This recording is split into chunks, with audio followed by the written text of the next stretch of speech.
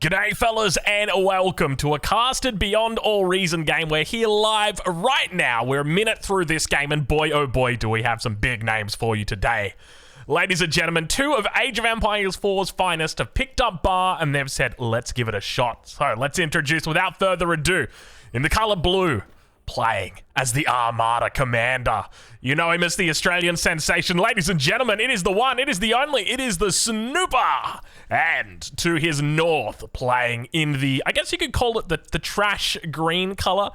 Playing also as the Armada, it's Recon. Ladies and gentlemen, welcome. We are here on Forge. Forge, it's a bit of an interesting map. I like the design. It's a little less linear than your standard kind of 8v8 maps that we do often see. Obviously, you know, your glitters, that sort of thing. It's a little bit crazy, so we'll get into it. We'll talk about the resources, but before we do that, I want to introduce our players for today because we've got an absolute star-studded lineup. Spawning in, team captain on the west side.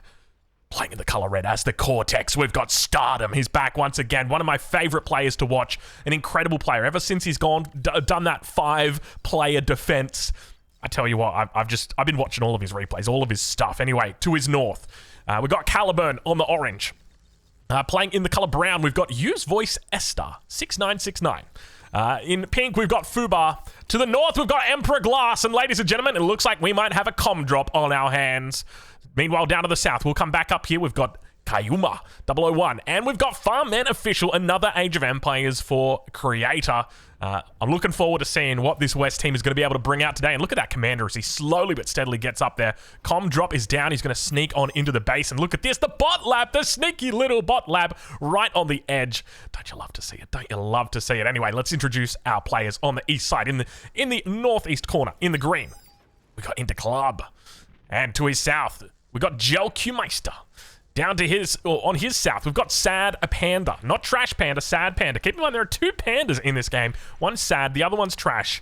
We're fans of both of these pandas, though. And take a look at this. Already Recon, a little bit behind where he should be. Now, one of the things that we haven't talked about on this map is the metal, but I'll talk about it once I introduce our players on the south, because we've also got Sandek, and we've got Redford in the green, and finally, Unicorn Cats.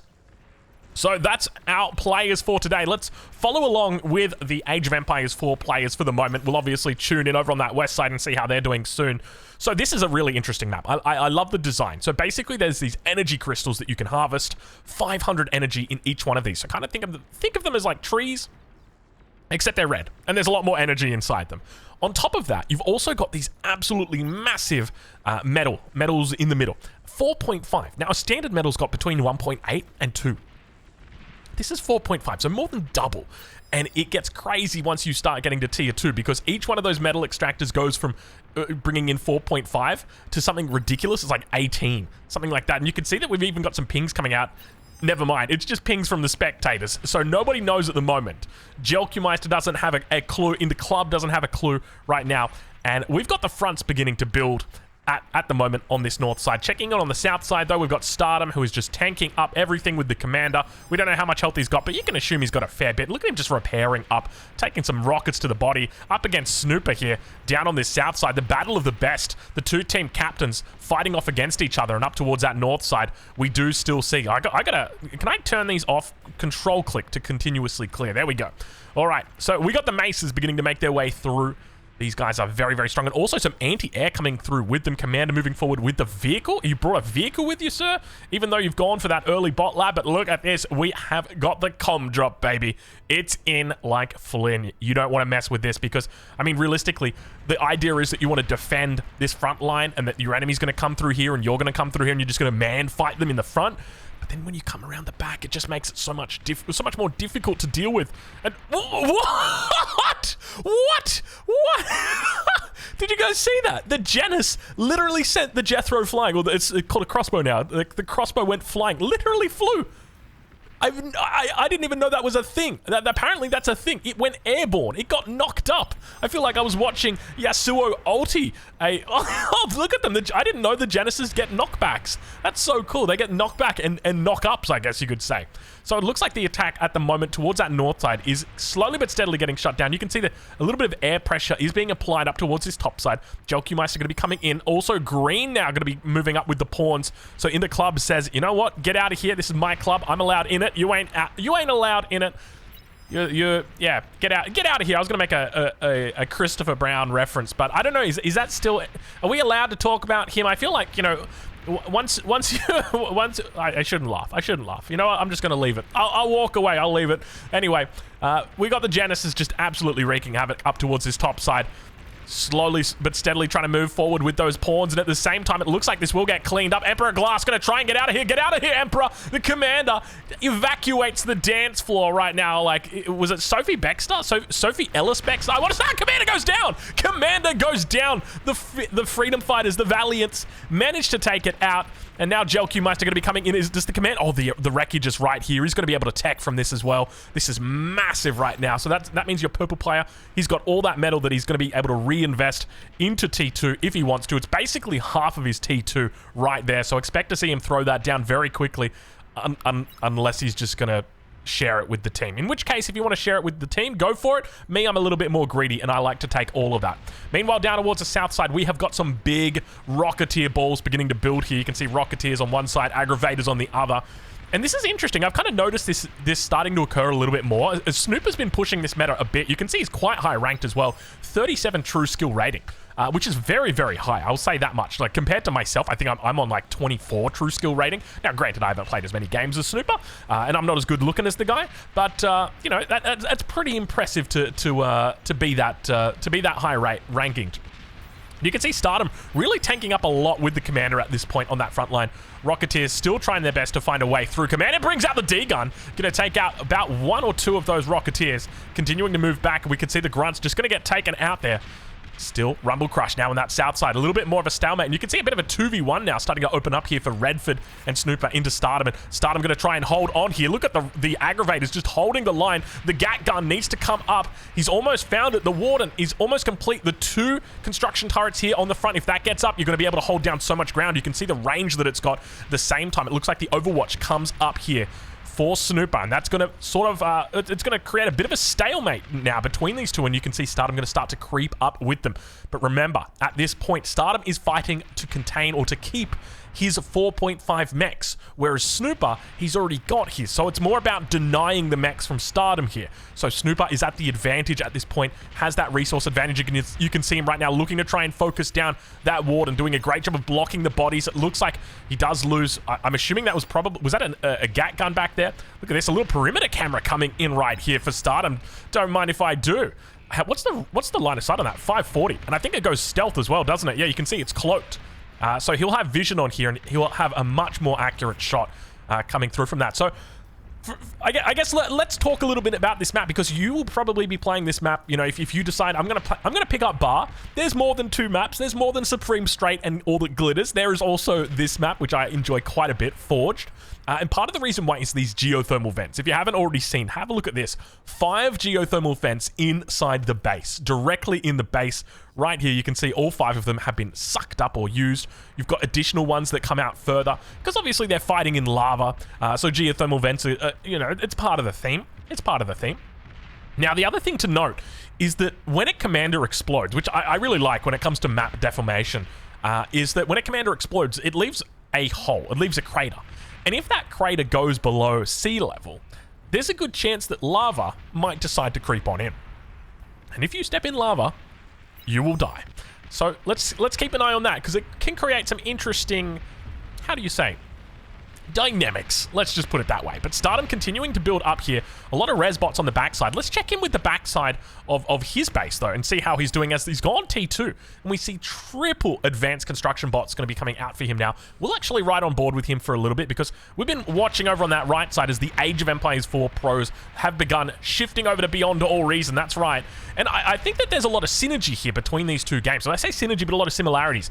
You know, Age of Empires 4 is very much a macro game. I'd say the macro is a little bit more complex than Beyond All Reason, but I would say that that Beyond All Reason skill expression is a lot greater when it comes to your economy, because it really comes down to, you know, how many of these, you know, how many Aphis can I get away with, that sort of thing. How many Solars can I get away with? How greedy can I be?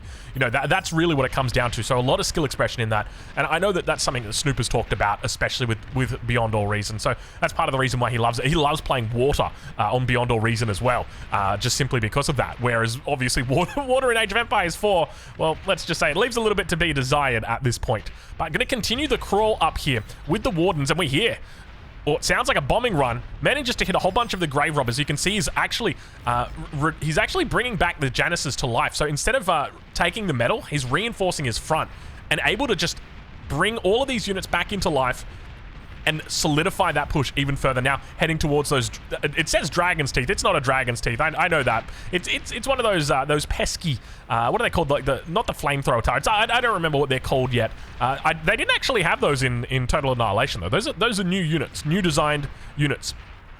But we do see a pretty decent mass of artillery starting to build here. So we've got the Wolverines.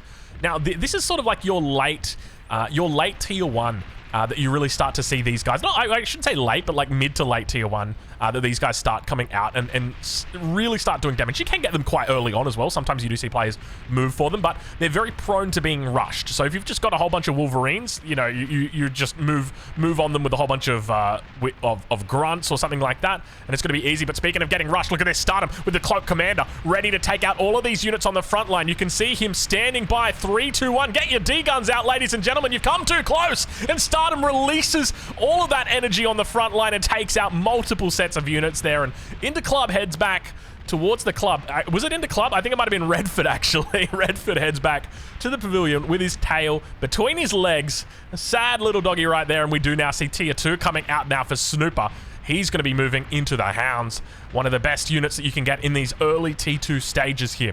So we've rode on board now with this west side. Before we move on, let's take a look at the back lines and see how we're doing. We've got a first fusion reactor coming down in the corner for Kayuma. Up towards the north side. I don't know what's happened here, but Emperor Glass looks like he may have lost his trousers. Still a whole bunch of T1 mechs is back here. And Farmman Official, I think he's going to have to rename himself from Farmman Official to Windman Official. Look at that. We're talking about some serious wind right here. Actually, let's turn off player view right now. You're talking about 104 wind turbines. I'm going to call him Windman Official right now because that is a lot of wind. But take a look at this push on the north side. We've got Trash Panda who's looking to push out right now. But let's go check in with the ecos of the East team, because up towards that north side, our first fusion is going to be finishing up for In the Club right now, about the 14-minute mark. Not too bad. On that south side, we see our backliners continuing to look to expand, but no more fusions down there. No more fusions at all. In fact, so those are the first 2 fusions up on the map. So I guess realistically, fusions on this map aren't as important as other maps, just simply because you do have geothermal. And geothermal really allows you to alleviate a lot of that pressure. And you can see right now, advanced geos coming up for Caliburn on the front line. This is what I love about this front position, because when you're playing this front position, it's basically the eco spot. Well, that's the way I see it. I'm like, man, this is totally the eco spot. When I've got 5 geothermal vents, yeah, that's the eco spot. But it looks like our team on the west is going to be falling back for the moment. And a whole bunch of solar collectors get thrown down right now. That's a lot of solar. I don't know if you're going to be able to afford those solar collectors, my friend. Fortunately, this is a streaming economy, and that's going to mean that, you know, it'll take time. But once you do eventually have the resources for it, you should be fine. But it looks like on that north side, we've got a big push coming through now. Age of Empires 4 players demonstrating their prowess. And we can see Trash Panda right now. Now, you will see that his true skill rating is 24. I will tell you right now, that is a great deal on Trash Panda. So the way that it works in Beyond All Reason is that there is a lobby system, essentially a lobby system, and it does an auto balance. So basically you go in there and it determines who's where and where's what. So we've just entered season 0, which means that all of the rankings have kind of reset. And Trash Panda is normally around like true skill rating. I think I last saw him at true skill rating 37 or something like that. So you got a really good deal here for Trash Panda, where the system's only calling him 24 for the moment. And look at this, pushing up with the Starlights right now, able to take out everything. And if he comes in onto this back line and manages to hit a Geo, it's going to be all over Red Rover. And you can see Caliburn now looking to try and get up the Persecutor, and it just gets taken out in the blink of an eye. He's now going to be losing his base. At the same time, a big push down to the south side. Look at Snooper pushing in as well. The Age of Empires 4 pros are literally taking over this game, going up against one of the best in the world in Stardom. You can see a whole bunch of Trashers now coming out, looking to try and make trash of the enemy. Back in TA, these guys used to be called Crashers. And they weren't amphibious in TA, I'll have you know. But I like that they managed to fight. I was going to say, look at this guy. He's hiding out, but it looks like we've got our eyes on the advanced geothermal power plant. The Bulls have managed to find the target. Sad Panda is here, and good game will get called as it goes. Boom, boom. There it is. In the blink of an eye, ladies and gentlemen. 16 minutes. The Age of Empires 4 pros come to Bar and take the game by storm. Farman Official also going to be catching his last breath of life before Snooper annihilates him. You can see a couple of bombers in the air at the moment.